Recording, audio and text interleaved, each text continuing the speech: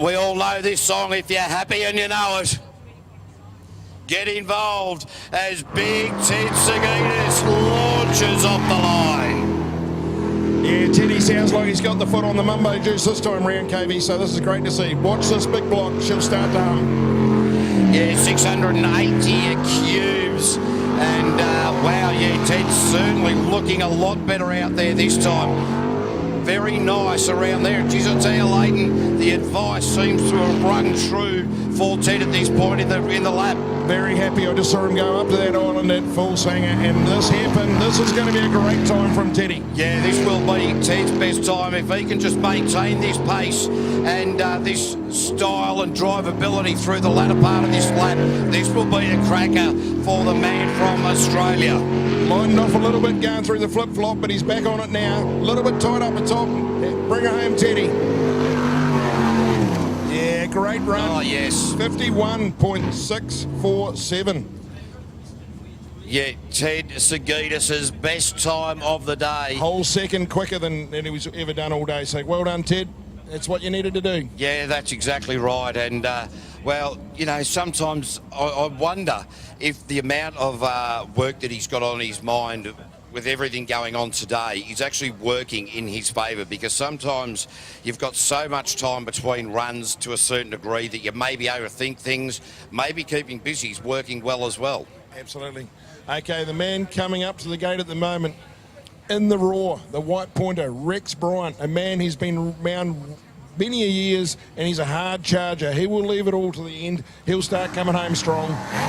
Amanda Kiddo is the lady doing the navigational duties. Of course, Amanda Kiddo would normally sit in alongside Graham Hill. Graham Hill taking the year off out of jet sprinting. So, Graham, if you're watching from home, big g'day to you, mate. And, wow, Rex Bryant, I'll tell you what, the old fox just, well, he's staying true to form. He still hasn't lost his talent behind the wheel of a jet boat. No, mate, don't let the hens out of the cage when Rexy's around nicely into the hairpin, making it look real easy at the moment. Doesn't look super quick, but you'll be surprised what time he puts on the board. Gee, smooth though, isn't he? Off out of the power there, very smooth. A little bit off the juice through that flip-flop. Yeah, set that up left-hander around mouth fresh there. Very, very nicely indeed. Like to see the way that Rex actually approaches the crosswasher, so it's not unsettled a boat. Rex Bryant straight to the top of that. 52.277. Actually into P2. I Wow. rigged myself upside down. You did, mate, you did. Nah, look, I just wonder when they're going into the flip-flop, KV, is that if a little bit of sun or a little bit of glare off that water just seem to be, I've seen a couple of boats now slow down a little bit there, so we'll see what happens. Was Dave Simmons out next? Or no, it's Pip, sorry. Yeah, Pip, that's right. Thompson. The very similar looking boats, of course. Dave Simmons barbecued his. Pip Thompson well, she's only just putting the flavour on it at the moment. So Pip and Poppy, Megan Brodie from the South Island, the Sheep and Dairy Support Station 2IC, and Pip Thompson into the top end of the track. Well, the girls last time were very happy about the fin changes, spent too much time thinking about that, forgot about where they were. Looks like they're concentrating a lot more now. Yeah, the old Pro Charger sounds a little bit bogged. I'm not sure if she's a little bit loaded up there now. It just doesn't sound like it's firing on all cylinders there at the moment. I could be wrong, but she's just getting a little bit more sluggish as it gets up the top end. Driving well, though. Yeah, it is very interesting, Leighton. This just seems like it's just working too hard. Yeah, it's almost like it's overbladed. Something's going, it's causing something. It's just not revving to where it normally would do. She's coming back through the centre of the course now. Tidy enough through the flip-flop. Certainly bogging down. There's something there. Something's not right. Absolutely not full power there at all. Maybe the blade choice just not working quite right, but doesn't seem to be anything wrong with the engine as such, does it? No, she's nursed at home, I'd say there, so good on her for finishing, but certainly I'd say she's got some issues there or something to do with the jet unit or something lacking there with one of the engines, so good on you, Pip. Yep, 60.295. Geez, I tell you what boat can you hear revving in the background there? It sounds like the big Mamba. Yeah, in the meantime, though, we have Baden Gray in boat 343. Now, the twin turbo, I think we're going to see the launch control used here. So if you hear the boat popping before the start, that is Baden Gray just spooling it up. There it goes. Launch control. V4 twin turbo, 0800 my engine. This is a locally built motor racing. Baden is just going confident to confident with it every time he gets out there. And the downward dog specialist, Darren Todd, sitting right in beside him. You wouldn't have thought these two blokes would be getting into yoga in any way, shape or form, but there you go. You just never know what these guys will come up with. Good smooth effort so far, Baden holding it good. The hairpin will be the story it'll get him, I'd say there. Nicely into it, nicely out of it. Oh, look, the way that this boat is tuned to the blades is just sensational. Yeah, well, he kept that unit loaded up with water then, KB. That's the difference, and that got out of that hole so much quicker. Down through the flip-flop, up to the top end. And again, this is going to be a quick time for Baden Gray. This will be certainly his best time of the day, so they're all coming and starting to fire their shots late in the piece. Well done, Baden. Yeah, he did a P2. 51.829 P2, Baden Gray. Wow, good run. And, geez, I tell you what, starting to fire the shots like in the sperm bank, the way he's going about that, and a really positive outcome there for Baden Gray and Darren Todd. We need some wet weather gear in here, surely. I think we might. Righto, we all know this sound. We all know the excitement that comes with this boat. The Meaner machine, Richard Murray, he will delight you. Listen to this baby roar. Let's just hope he's taken the deck chairs and the picnic basket out of underneath it. Oh, that's a much better start from Richard Murray. Straight up into that top sweeper. Now this is a race on. Don't you worry about that. This is his home track. We are going to see 30 litres of methanol burnt. It is going beautifully. Joe Rathbone, the navigator, just sitting there very, very calmly, pointing Richard Murray in the right direction into this hairpin. Eases off it and nailed it. Oh, mate, he's on fire. This is an absolute cracker of a run from Rich. I think you'll find he's going to be right there chasing P2, P3. Really off the gas. Yeah, big time. Richard Murray through that part of the track has been doing that all day. Wondering what the reasoning behind that is, but in the run for home, what's the time? Richard Murray, 51.186. Wow. Top of the table, Richard Murray. Yeah, look, that's the best run that Richard's had all day. I dare say the extra weight of the deck chair out of it and no electrical leads flowing out the rear of the boat probably helped there. And the concentration levels obviously come up as well, so Richard will be very happy with that run. Oh, mate, he came off the gas going into the flip-flop, and I reckon there's another whole second out there, so he really came off the juice once he got into the big centre island, Eltham Island there. He just lifted the pedal and it surprised me, so there was definitely another second of that. And I also think coming into this hairpin as well, he got off it a little bit early, maybe needs to bring that further down another, 10, 15 metres, and then ease off that pedal. But anyway. Here goes Kevy from the Foxton Flyer. He's bringing her out, the twin turbo. He's been working on this Nissan all day. Let's see what he can do. He's got a transponder working now. Oh, a little bit off a juice early. Yeah, interesting. Kev Roberts has just had one of those sort of days where the transponder issues were creating a few gremlins in his mind. Then he went the wrong way last time out and he's spun it out backwards and parked it up on the beach. That is not the way to do it. I tell you what, he's still trying to get it off there. All he's doing is digging himself a hole. He's just trying to widen that island first by the look of it. He's doing a good job. At the moment, he's going to empty a swimming pool. These boats will empty a swimming pool in 1 minute. They can pump 30,000 litres, so there you go. He's trying. I think he's just giving it up. Hang on, Kev, help, he's on its way.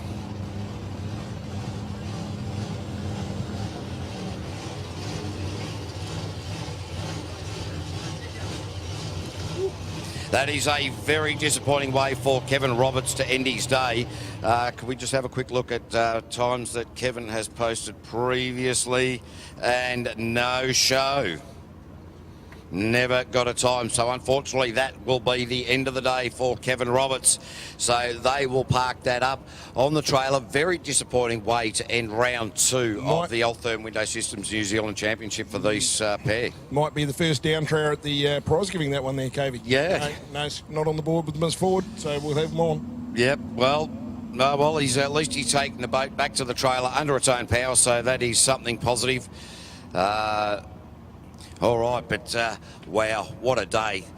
I reckon this deserves... this is a song that I love.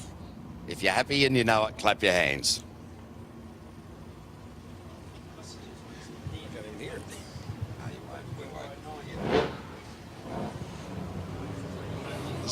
Merriman, isn't it? Come on, kids, get in amongst it, and yeah, that's it. Follow the song.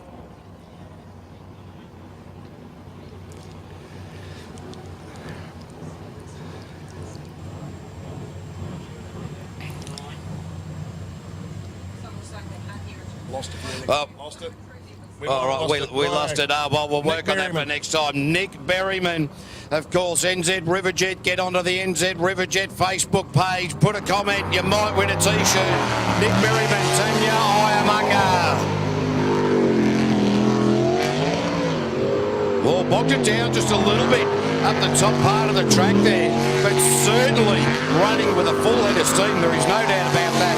Nick Berryman in this NZ Riverjet machine, right from the start of the day, has been super aggressive, and nothing has changed coming into qualifying round number 4. A really aggressive start here from Nick. He's been charging all day, but this is a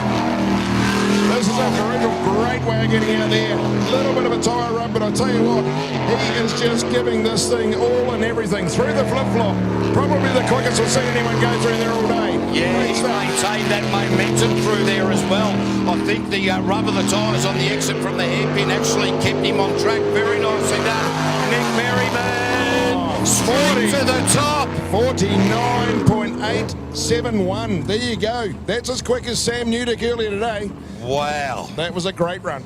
I'll tell you, whoa, geez, I tell you what, that got the heckles up on the back of the neck. That was a great run.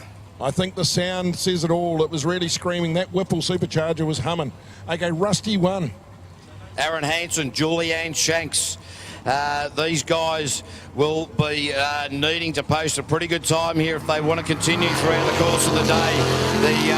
The couple from Tauranga, the 500 cubic inch small block injected Chevy, the 9-inch Hydra pump, producing around about 800 horsepower. So these guys down on horsepower compared to some of the big baggers, but it's all about smooth. Aaron Hansen's so super wide there. Lucky he didn't get sucked into the tyres. They have a magnetic effect when you start rubbing up on the tyres too hard. So he just got a get out of jail free card. A little bit of a touch up. Oh, he's got it. He got out of it. He actually did get that. He caught those tyres that hairpin. That's definitely cost him. Now he got it wrong way. He's flustered.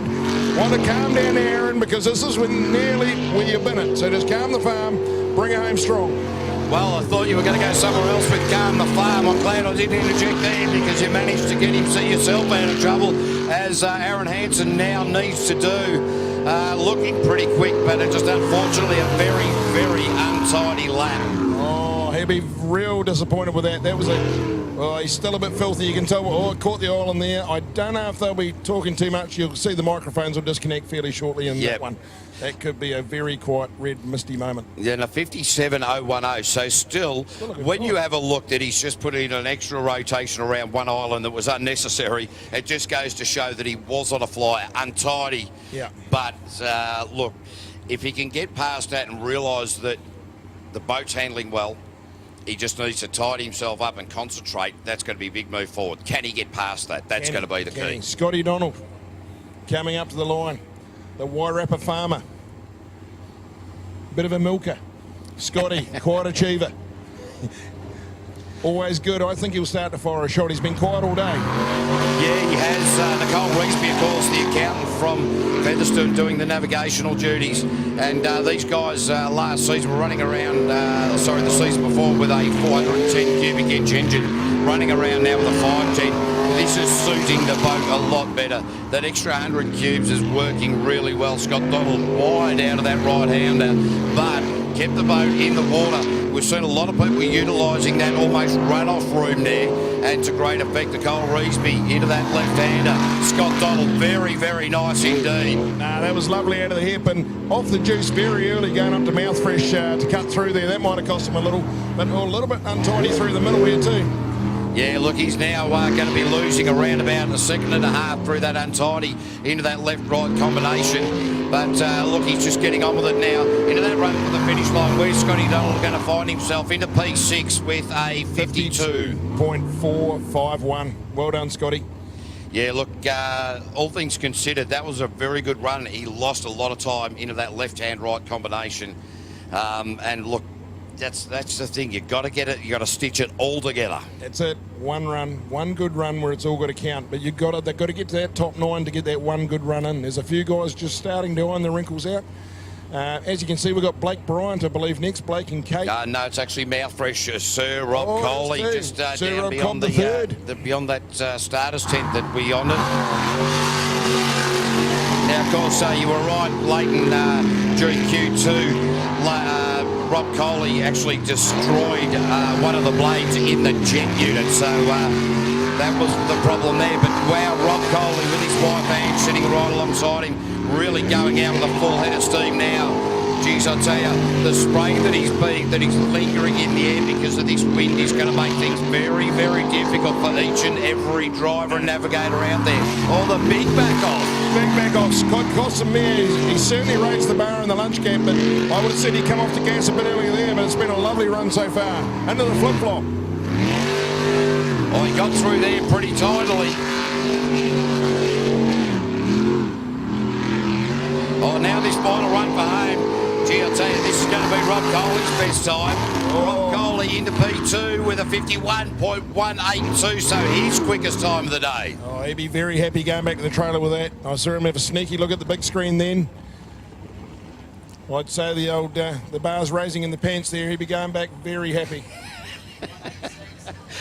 Absolutely.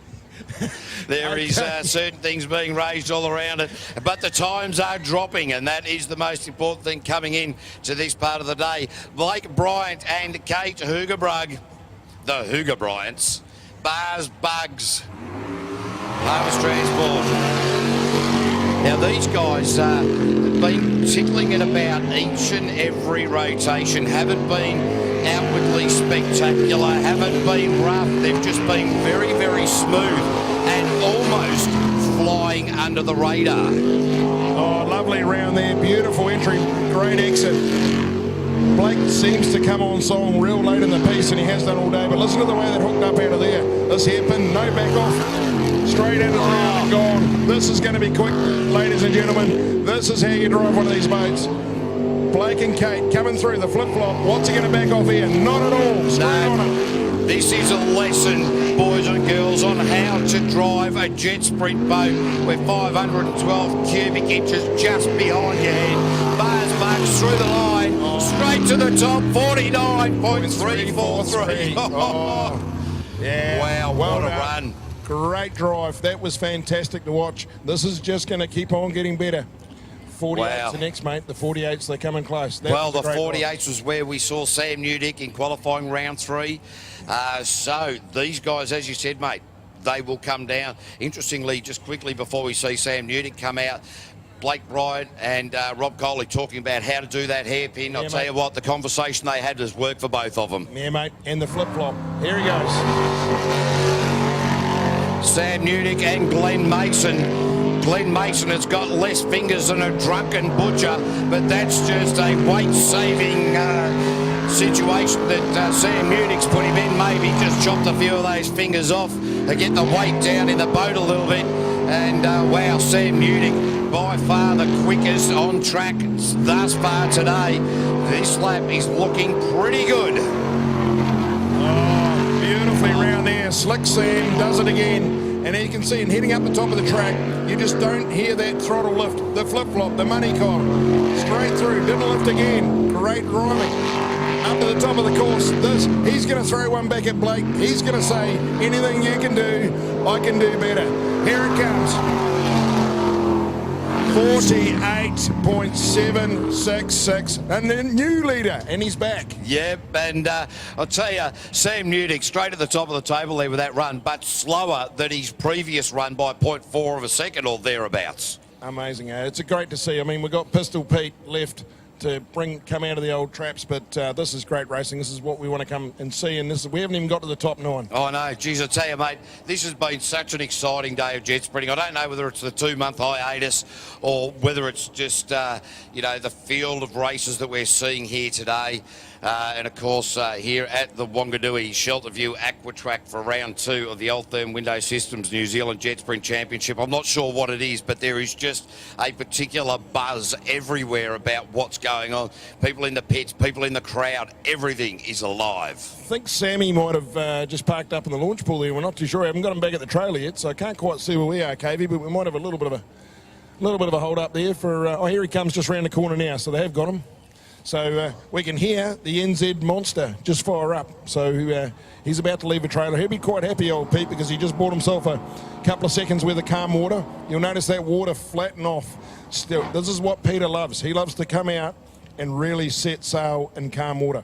He'll have a go at throwing one down right now because he didn't have that good a run earlier on in the day, didn't finish the lunch on top of the podium, and he's just had 2 guys charge ahead. So Pete will know. There'll be a little message gone back to his helmet by now. One of his crew will let him know, so he just calmly goes about his work. Going back up onto the trailer now.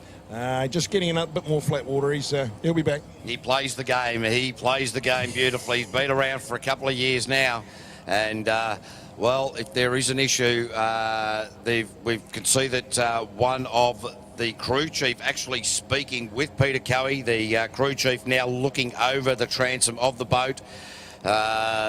Certainly doesn't want to get himself wet, does he? No, it looks like the reverse bucket he's having troubles with. They're in the back trying to... They're actually an electric reverse bucket on these boats, and his crew chief's just leant over and plugged something in the back there, so they'll have a bit more of a play, and if not, they would say they'll push him off. They've got enough blokes to do that. Yeah, interestingly, not so last year under lights, Peter Cowie reverse bucket. They had all sorts of problems. Found himself sitting on the bank before we even got into the top 12.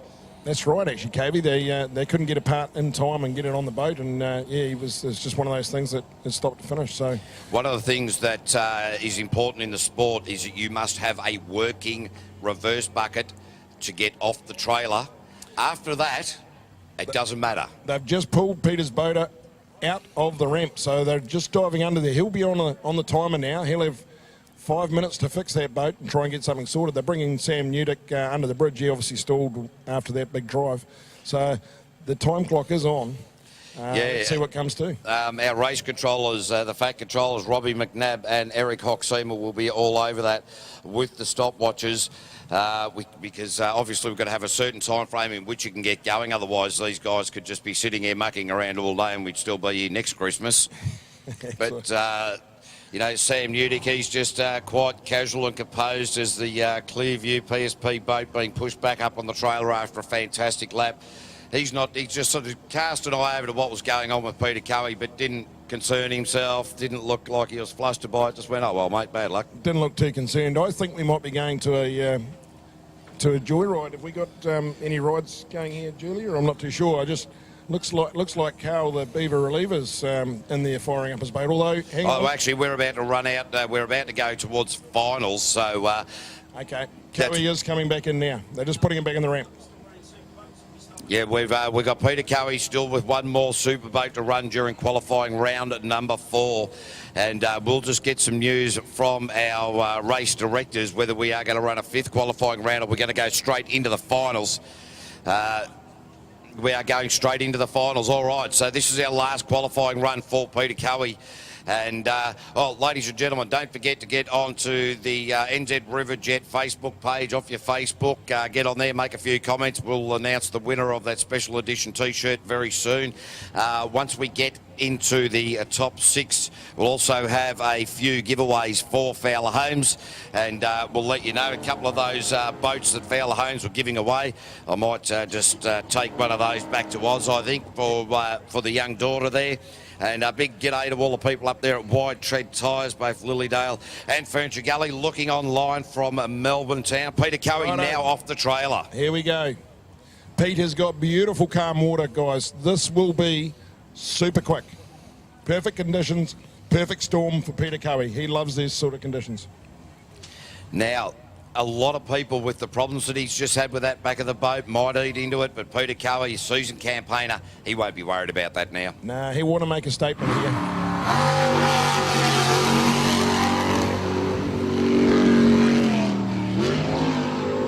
Well, geez, I tell you, he lifted up into that top of the nut there. So Peter Cowie working very, very hard at the moment behind the wheel of the NZ machine into this right-hander. Oh, beautifully done.